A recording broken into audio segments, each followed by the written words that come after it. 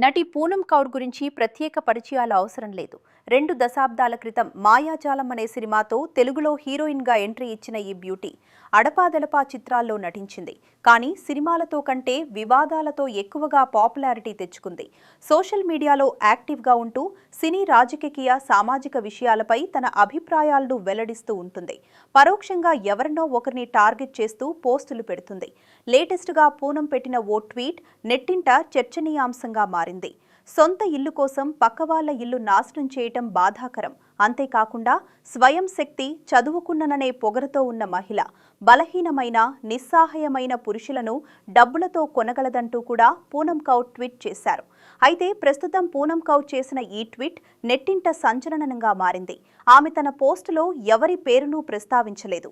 కానీ heroine Samantha Ruth ప్రభుని ఉద్దేశించే ఈ ట్వీట్ చేసిందని నెటిజన్లు కామెంట్స్ చేస్తున్నారు. అక్కినేని నాగచైతన్యతో విడాకులు తీసుకున్న సమంత డైరెక్టర్ రాజ్ నిడిమోరుని రెండో పెళ్లి చేసుకుందనే పూనం సోషల్ మీడియాలో పోస్ట్ పెట్టిందని కామెంట్స్ చేస్తున్నారు. ఇలాంటి ట్వీట్లు పెట్టడం పూనంకి కొత్తేమీ కాదు. గతంలోనూ పేర్లు పెట్టకుండా సందర్భాన్ని బట్టి పోస్టులు పెట్టింది. ఇప్పుడు శామ్ రాజ్ వివాహం నేపథ్యంలోనే పరోక్షంగా టార్గెట్ చేసిందని నెటిజన్లు అనుకుంటున్నారు.